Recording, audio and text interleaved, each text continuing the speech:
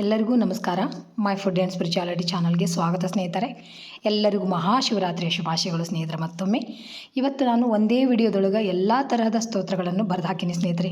ಎಲ್ಲರೂ ತಪ್ಪದೆ ಶಿವರಾತ್ರಿ ದಿನ ಹೇಳ್ಕೊಳ್ಳೋ ಟೈಮ್ ಸಿಕ್ಕರೆ ಹೇಳ್ಕೊರಿ, ಇಲ್ಲಾಂದರೆ ರಾತ್ರಿ ಜಾಗರಣೆ ಮಾಡಬೇಕಾದ್ರೂ ತಪ್ಪದೆ ಎಲ್ಲ ಸ್ತೋತ್ರಗಳು ಒಂದೇ ವಿಡಿಯೋದೊಳಗೆ ಇರೋದ್ರಿಂದ ನಿಮಗೆ ಭಾಳ ಅನುಕೂಲ ಆಗ್ತೈತೆ. ಹುಡುಗು ಜರೂರತಿ ಬೀಳಂಗಿಲ್ಲ. ತಪ್ಪದೆ ಎಲ್ಲರೂ ಹೇಳ್ಕೊರಿ. ಆ ಭಗವಂತ ಎಲ್ಲರಿಗೂ ಆರೋಗ್ಯ, ಆಯುಷ್ಯ, ನೆಮ್ಮದಿ, ಸಂಪತ್ತು, ನಿಮ್ಮ ಇಷ್ಟಾರ್ಥಗಳನ್ನೆಲ್ಲ ಸಿದ್ಧಿ ಮಾಡಲಿ ಅಂತ ಭೋಲೆನಾಥನ ಹತ್ರ ಕೇಳ್ಕೊಂತ ಬರೀ ಯಾವ್ಯಾವ ಸ್ತೋತ್ರ ಅದಾವು ನೋಡಿಕೊಂಡು ನೀವು ಎಲ್ಲರೂ ಕೇಳಿದ್ರೂ ಸಾಕು, ಆ ಭಗವಂತನ ಅನುಗ್ರಹಕ್ಕೆ ಪಾತ್ರ ಆಗ್ತೀರಿ ಸ್ನೇಹಿತರೆ. ಬರೀ ಯಾವ ಥರ ಅದಾವ ಅಂತ ನೋಡೋಣ. ಸ್ತೋತ್ರ ವಿಶ್ವನಾಥಾಷ್ಟಕಂ. ಗಂಗಾತರಂಗರಮಣೀಯ ಜಟಾಕಲಾಪಂ ಗೌರಿ ನಿರಂತರ ವಿಭೂಷಿತ ವಾಮಭಾಗಂ ನಾರಾಯಣ ಪ್ರಿಯಮನಂಗಮದಾಪಹಾರಂ ವಾರಾಣಸೀಪುರಪತಿಂ ಭಜ ವಿಶ್ವನಾಥಂ ವಾಚಾಮಗೋಚರಮನೇಕಗುಣಸ್ವರೂಪಂ ವಾಗೀಶ ವಿಷ್ಣುಸುರಸೇವಿತಪಾದಪೀಠಂ ವಾಮೇನ ವಿಗ್ರಹವರೇಣ ಕಲತ್ರವಂತಂ ವಾರಾಣಸೀಪುರಪತಿಂ ಭಜ ವಿಶ್ವನಾಥಂ ಭೂತಾದಿಪಂ ಭುಜಗಭೂಷಣಭೂಷಿತಾಂಗಂ ವ್ಯಾಘ್ರಾಜಿನಾಂಬರಧರಂ ಜಟೀಲಂ ತ್ರಿನೇತ್ರಂ ಪಾಶಾಂಕುಶಭಯವರಪ್ರದಶೂಲಪಾಣಿಂ ವಾರಾಣಸೀಪುರಪತಿಂ ಭಜ ವಿಶ್ವನಾಥಂ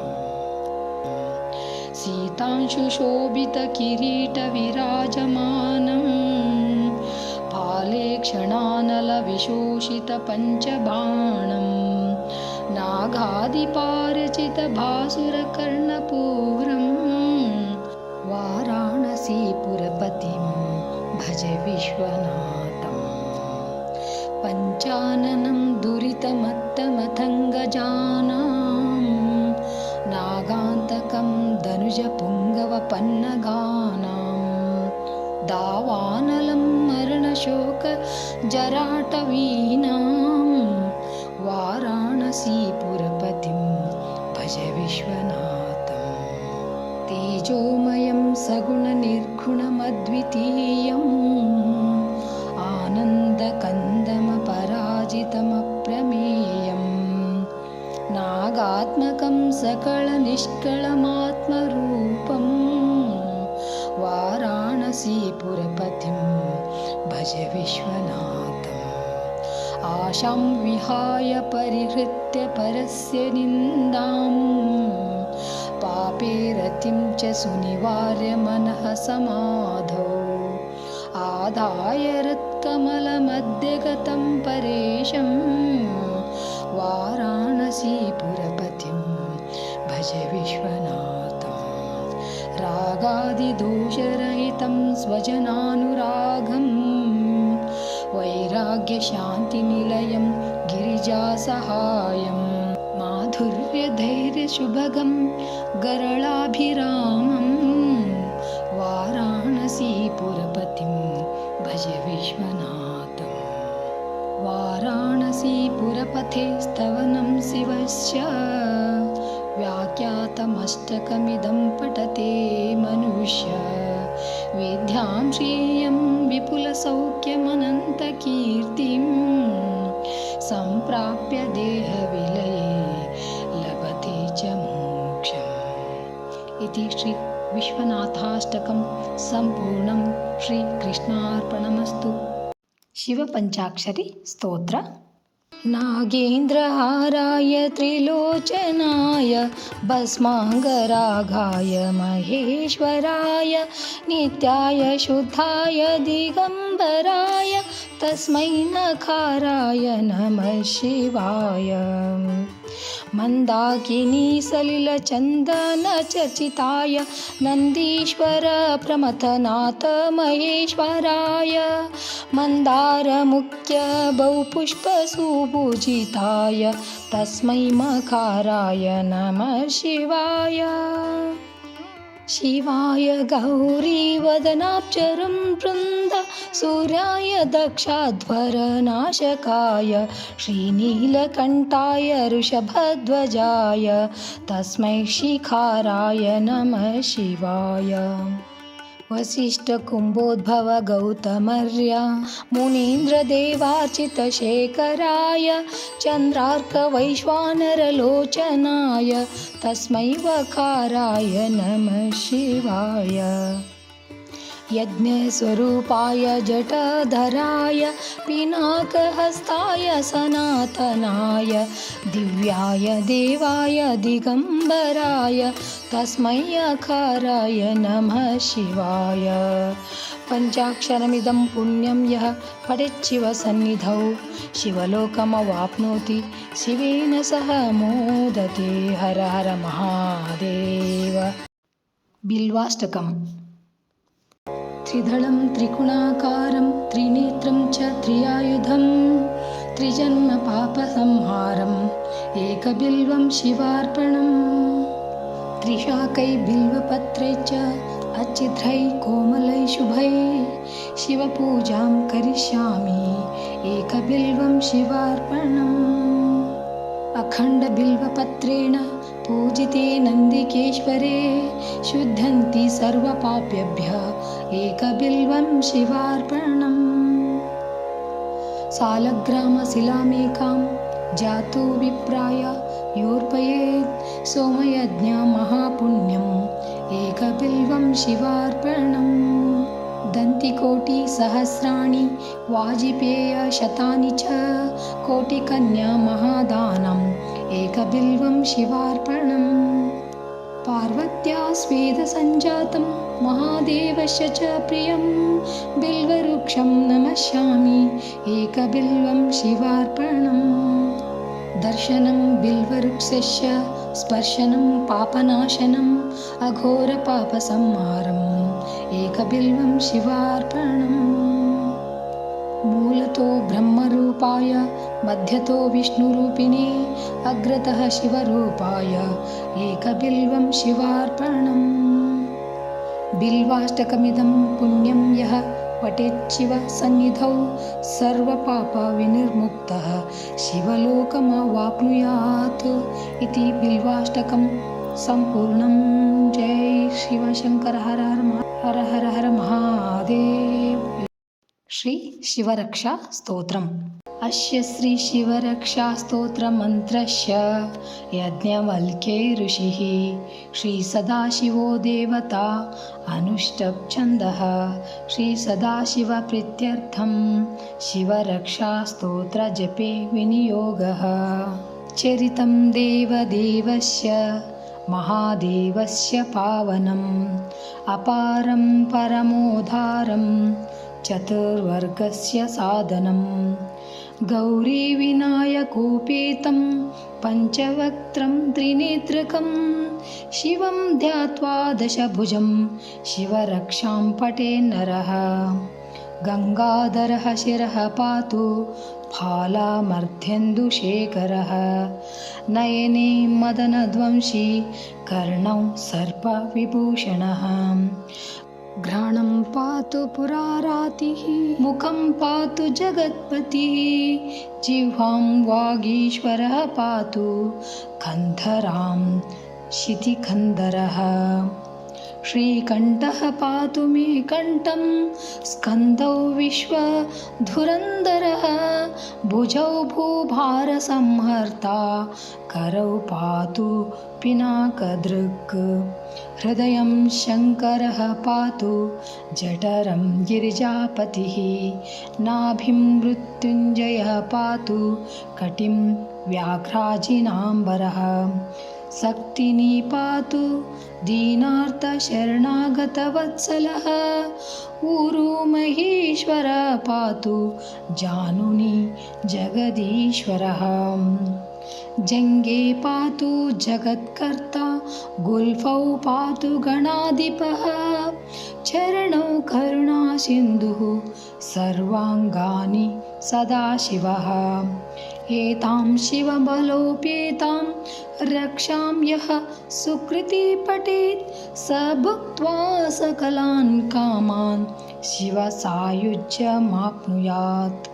ग्रहभूता पिशाच्याद्यः त्रैलोक्ये विचरन्ति दूराधासु पलायन्ते शिवनामाभिरक्षणात्। अभयङ्करनामेदं कवचं पार्वतीपते भक्त्या बिभर्ति यः कण्ठे तस्य वश्यं जगत्त्रयम्।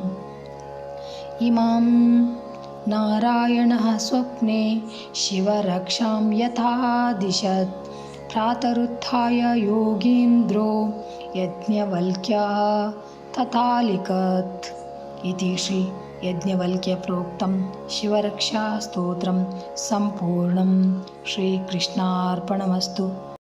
दारिद्र्यदहनस्तोत्रम्।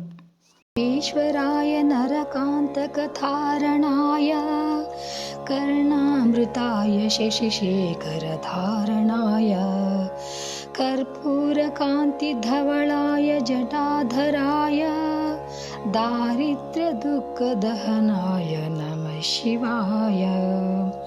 गौरीप्रियाय रजनीशकलाधराय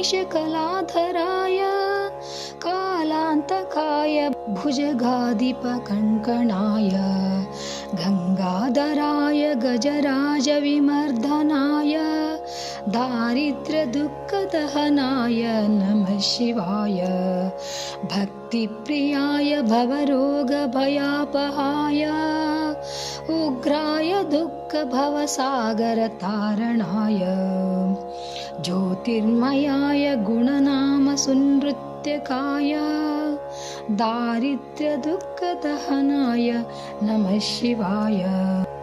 चर्माम्भराय शवभस्मविलेपनाय भालेक्षणाय मणिकुण्डलमण्डिताय मञ्जीरपादयुगलाय जटाधराय दारिद्र्यदुःखदहनाय नमः शिवाय।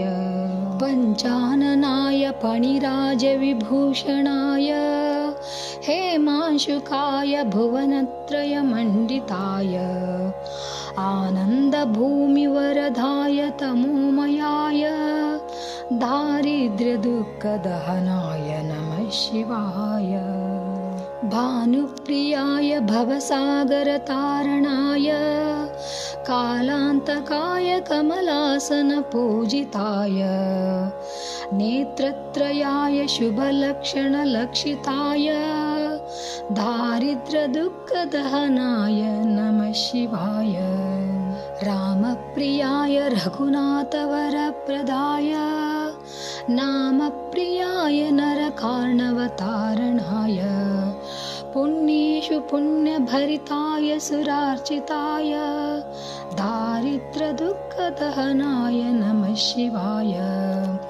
मुक्तेश्वराय फलदाय गणेश्वराय गीतप्रियाय ऋषभेश्वरवाहनाय मातङ्गचर्मवसनाय महेश्वराय दारिद्र्यदुःखदहनाय नमः शिवाय। वसिष्ठेन कृतं स्तोत्रं सर्वरोगनिवारणं सर्वसम्पत्करं शीघ्रं पुत्रपौत्रादिवर्धनं त्रिसन्ध्यं यः पठे नित्यं स हि स्वर्गमवाप्नुयात्।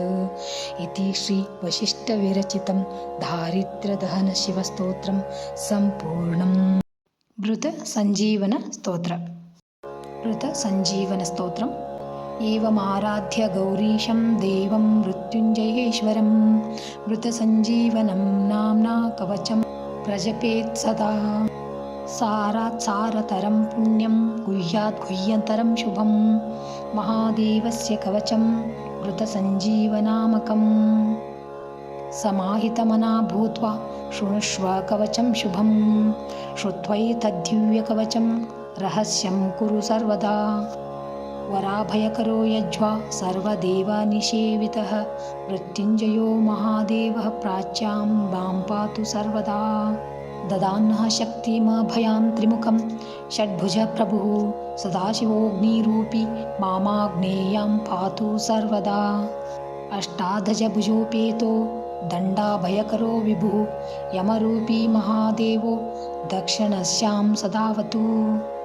खड्गाभयकरो धीरो रक्षो गणनिषेवितः रक्षोरूपी महेशो मां नैऋत्यां सर्वदावतु। पाशाभयभुजः सर्वरत्नाकरनिषेवितः वरुणात्मा महादेवः पश्चिमे मां सदावतु। गदाभयकरः प्राणनायकः सर्वदा गतिः वायव्यां मारुतात्मा मां शङ्करः पातु सर्वदा। शङ्खाभयकरस्थो मां नायकः परमेश्वरः सर्वात्मान्तरा दिग्भागे पातु मां शङ्करप्रभुः। शूलाभयकरः सर्वविद्यानामधिनायकः ईशानात्मा तथैशान्यां पातु मां परमेश्वरः। ऊर्ध्वभागे ब्रह्मरूपी विश्वात्माध सदावतु। शिरो मे शङ्करः पातु ललाटं चन्द्रशेखरः। भ्रूमध्यं सर्वलोकेशस्त्रिनेत्रो लोचनेवतु। भ्रूयुग्मं गिरीशः पातु कर्णौ पातु महेश्वरः। नासिकां मे महादेव ओष्ठौ पातु वृषध्वजः। जिह्वां मे दक्षिणामूर्ति दन्तान् मे गिरीशोऽवतु। मृत्युञ्जयो मुखं पातु कण्ठं मे नागभूषणः। पिनाकिमत्करौ पातु त्रिशूली हृदयं मम। पञ्चवक्त्रं स्तनौ पातु उदरं जगदीश्वरः। नाभिं पातु विरूपाक्ष पार्श्वौ मे पार्वतीपतिः। कटद्वयं गिरीशो मे पृष्ठं मे प्रमथाधिपः। गुह्यं महेश्वरः पातु ममरू पातु भैरवः। जानुनी मे जगद्धार्ता जङ्गे मे जगदम्बिका। पादौ मे सततं पातु लोकवन्द्यः सदाशिवः। गिरीश पातु मे भार्याम्भवः पातु सुतान् मम। मृत्युञ्जयो ममायुष्यं चित्तं मे गणनायकः। सर्वाङ्गं मे सदा पातु कालकालः सदाशिवः। एतत्ते कवचं पुण्यं देवतानां च दुर्लभम्। मृतसञ्जीवनं नाम्ना महादेवेन कीर्तितं। सहस्रावर्तनं चास्य पुनरच्चरणमीरितम्। यः पठिशृणुया नित्यं श्रावयेत्सु समाहितः सकालमृत्युं निर्जित्य सदायुष्यं समश्नुते। हस्तेन वा यदा स्पृष्ट्वा भृतं सञ्जीवयत्यसौ आदयो व्याधयस्तस्य न भवन्ति कदाचन। कालमृत्युमपि प्राप्तमसौ जयति सर्वदा। अणिमादिगुणैश्वर्यं लभते मानवोत्तमः। युद्धारम्भे पठिद्वेदमष्टाविशन्तिवारकं। युद्धमध्ये स्थितः शत्रुः सद्यः सर्वैर्न दृश्यते। न ब्रह्मादीनि चास्त्राणि क्षयं कुर्वन्ति तस्य वै विजयं लभते देवयुद्धमध्येऽपि सर्वदा। प्रातर्थाय सततं य पठेत् कवचं शुभम् अक्षयं लभते सौख्यमिह लोके परत्र च। सर्वव्याधिविनिर्मुक्तः सर्वरोगविवर्जितः अजरामरणो भूत्वा सदा षोडशवार्षिकः। विचरत्यखिलान् लोकान् प्राप्य भोगाच्च दुर्लभान्। तस्मादिदं महागोप्यं कवचं समुदाहृतं। मृतसञ्जीवनं नाम्ना देवतैरपि दुर्लभम् इति वसिष्ठकृतमृतसञ्जीवनकवच स्तोत्रं सम्पूर्णं। श्रीकृष्णार्पणमस्तु। श्री शिवमङ्गल अष्टकम्। श्री शिवमङ्गलाष्टकं। भवाय चन्द्रचूडाय निर्गुणाय गुणात्मने कालकालाय रुद्राय नीलग्रीवाय वृषारूढाय भीमाय व्याघ्रचर्माम्बराय च पशूनां पतये तुभ्यं गौरीकान्ताय मङ्गलम्। भस्मोद्धूलितदेहाय नागयज्ञोपवीतिने रुद्राक्षमालाभूषाय ह्यूमकेशाय मङ्गलम्। सूर्यचन्द्राग्निनेत्राय नमः कैलासवासिने सच्चिदानन्दरूपाय प्रमथेशाय मङ्गलम्। मृत्युञ्जयाय साम्बाय सृष्टिस्थित्यन्तकारिणे त्र्यम्बकाय शान्ताय त्रिलोकेशाय मङ्गलम्। गङ्गाधराय सोमाय नमो हरिहरात्मने उग्राय त्रिपुराग्नाय वामदेवाय मङ्गलम्। सद्योजाताय शर्वाय भव्यज्ञानप्रदायिने ईशानाय नमस्तुभ्यं पञ्चवक्त्राय मङ्गलम्। सदाशिवस्वरूपाय नमस्तत्पुरुषाय च अघोराय च घोराय महादेवाय मङ्गलम्। श्रीचामुण्डा प्रेरितेन रचितं मङ्गलास्पदं तस्याभीष्टप्रदं शम्भो यः पठेन्मङ्गलाष्टकम्। महादेवस्य देवस्य यः पठेन्मङ्गलाष्टकं सर्वार्थसिद्धिमाप्नोति स सायुज्यं ततःपरम्। इति श्रीशिवमङ्गलाष्टकं सम्पूर्णं। श्रीकृष्णार्पणमस्तु। श्री रुद्रकवचम्। श्री रुद्रकवचम्। ॐ अस्य श्रीरुद्रकवचं स्तोत्र महामन्त्रस्य दुर्वासा ऋषिः अनुष्टप्छन्दः त्रयम्बकरुद्रो देवता ह्रां बीजं श्रीं शक्तिः श्रीं कीलकं मम मनसोऽभीष्टसिद्ध्यर्थे जपे विनियोगः ह्रामित्यादि षड्विधै षडङ्गन्यासः।